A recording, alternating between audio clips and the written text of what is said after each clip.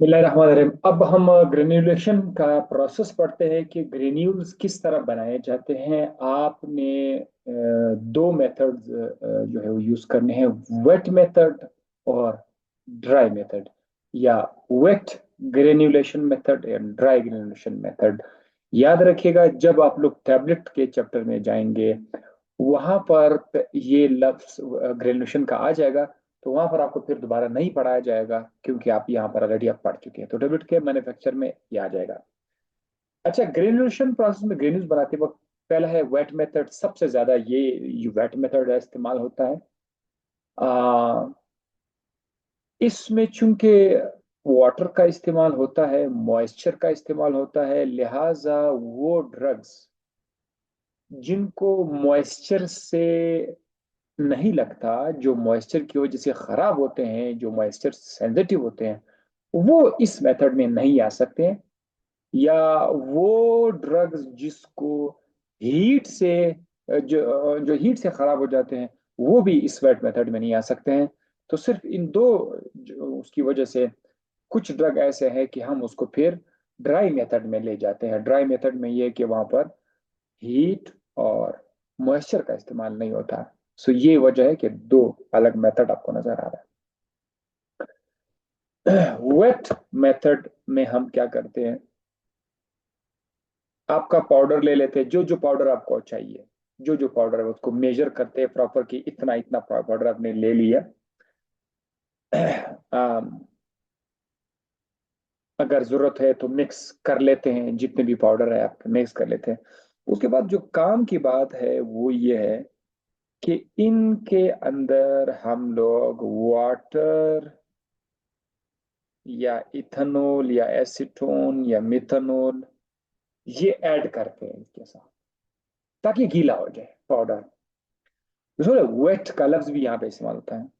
तो इससे क्या होता है, एक मॉइस्ट मास बन जाएगा। आप अपने दिमाग में लेके कि आपके पास आटा है, आपने उसके अंदर पानी डाला और वो मॉइस्ट मास बन जाता है। इस मास को एक जाली के अंदर से गुजारा जाएगा, जाली के अंदर से गुजारा जाएगा, उसको बोलते हैं सीव।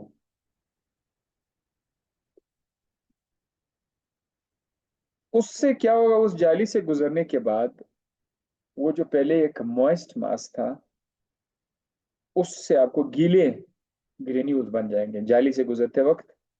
बेशक थोड़े से उनके शेप ऐसे भी होंगे, पूरे गोल नहीं होंगे, लेकिन खैर ये आपको इस तरह से ग्रेन्यूल्स मिल जाएंगे, गीले होंगे। इनको फिर आप क्या करेंगे, फिर आप ड्राई करेंगे।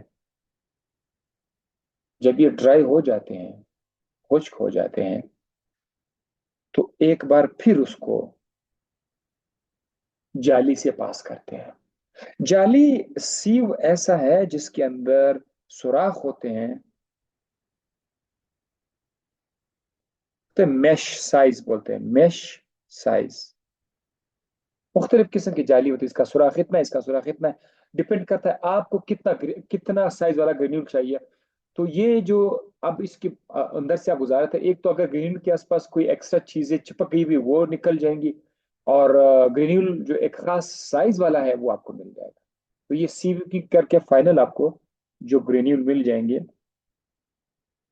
वो बिल्कुल रेडी होंगे, रेडी होंगे इस्तेमाल होने के लिए। फिर आप बेशक आगे जाकर आप उसको टेबलेट के अंदर आप कंप्रेस करना चाहते हैं तो वो अलग बात है, या पहले पहले ऐसे ही डायरेक्टली ग्रेन्यूल्स यूज करते हैं, या आगे जाकर आपने उसे टेबलेट बनाना है, वो आपकी मर्जी है। तो ये यहाँ तक हो गया आपका वेट मेथड ऑफ ग्रेनुलेशन। जबकि ड्राई मेथड में आपको मैं दोबारा से बताता चलूं कि ड्राई मेथड उन ड्रग्स के लिए जो सेंसिटिव है मॉइस्चर या हीट के लिए, मॉइस्चर या हीट के लिए सेंसिटिव है, उनके लिए फिर ड्राई मेथड हम इस्तेमाल करते हैं। और दूसरी बात यह कि ड्राई मेथड में ख्वारी कम करना पड़ता है, खर्चा कम करना पड़ता है, मजदूर बहुत कम है, और टाइम कम, मतलब कम टाइम में हो जाता है। वेट मेथड में थोड़ा सा ज्यादा एडवांस मेथड है और बहुत ज्यादा होने वाला मेथड है, लेकिन उसमें ये कि स्टेप ज्यादा है और साथ ही साथ उसमें टाइम भी ज्यादा लगता है, खर्चा भी ज्यादा लगता है।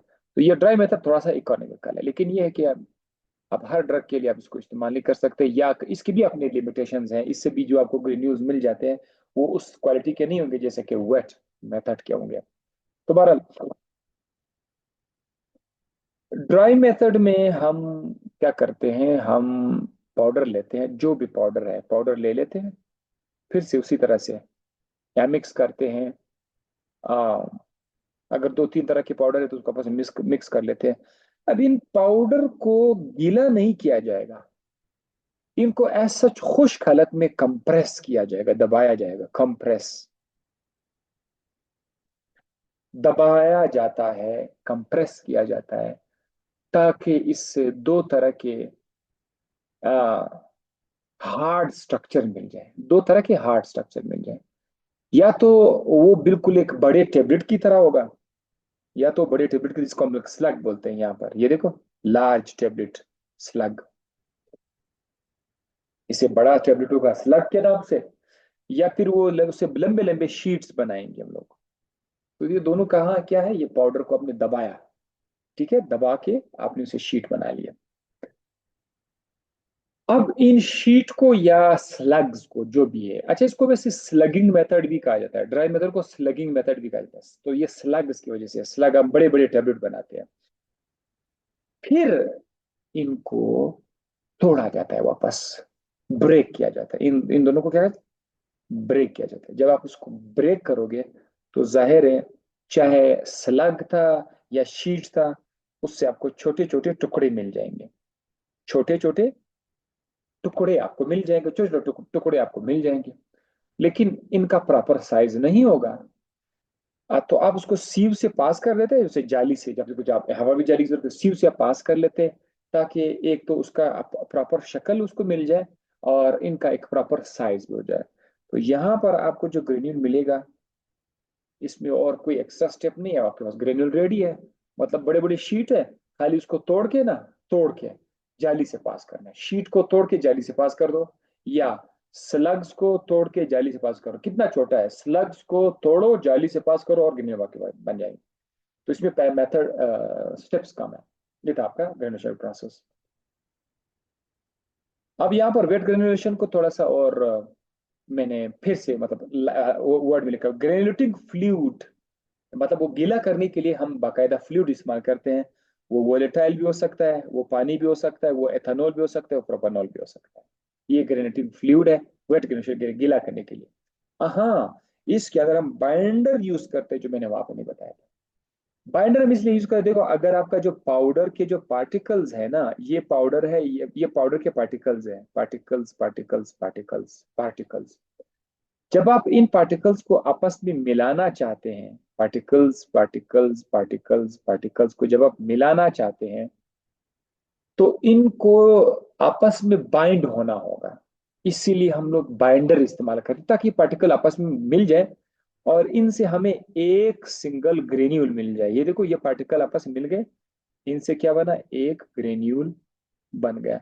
तो ग्रेन्यूल बनाने के लिए आपको पार्टिकल्स चाहिए, और पार्टिकल्स को आपस में बाइंड होना चाहिए। तो बाइंड होने के लिए बाइंडर्स इस्तेमाल किया जाता है, ठीक है। तो क्या लिखा हुआ है, particles addition in granules, granule के अंदर। अच्छा, उसके बाद जब आप ग्रेन्यूल्स को आपस में बाइंड करना चाहते हैं, एक ग्रेन, ये एक ग्रेन्यूल है, मैं जी लिखता हूँ जी, ये दूसरा ग्रेन्यूल है, ये तीसरा ग्रेन्यूल है, चौथा ग्रेन्यूल है। फिर जब आप ग्रेन्यूल ग्रेन्यूल को आपस में बनाना चाहते हैं ताकि टेबलेट बने, ये स्टेप जरा नोट कर लीजिए। पाउडर में आप पार्टिकल्स पार्टिकल्स को कंबाइन करना चाहते हैं ताकि ग्रेन्यूल बने, टेबलेट में आप ग्रेन्यूल्स को ग्रेन्यूल के साथ कंबाइन करना, तो फिर भी वहां पर बाइंडर की जरूरत आपको टेबलेट में पड़ेगी। सो बाइंडर डाला, पाउडर के साथ बाइंडर पहले डाल दिया, मिक्स कर दिया, फिर उसके अंदर वो जो ग्रेन्यूलेटिंग फ्लूइड है उसे उसको गीला कर दिया, और आपको मिला एक किस्म का वेट मास। इस वेट मास को फोर्स थ्रू सीव, यानी जाली से उसको गुजारना पड़ता है, सीव से। जब आप गुजारोगे तो आपको क्या मिलेगा, वेट ग्रेन्यूल्स आपको मिल जाएंगे। इन वेट ग्रेन्यूल्स को ड्राई कर देंगे, जाहिर है हीट का एक फंक्शन है। तो ड्राई करने के बाद उनको एक बार फिर से सीव से गुजारना पड़ता है ताकि आपको फाइनल साइज का ग्रेन्यूल मिल जाए। फाइनल साइज के ग्रेन्यूल्स आपको मिल जाए, ये था आपका वेट ग्रेनुलेशन। याद रखिएगा, फिर एक बार फिर बताता चलो कि ये जो ग्रेन्यूल्स आपके पास आ गए, या तो उसको आप डायरेक्ट यूज कर लें, या फिर आप ये आगे जाकर टैबलेट बनाने में इस्तेमाल होंगे। अच्छा, ये नेक्स्ट टॉपिक हुआ टैबलेट कंपैक्शन। टैबलेट का डेफिनेशन, टैबलेट किस तरह कंपैक्ट किया जाता है, वो आपको नेक्स्ट लेक्चर में बता देंगे।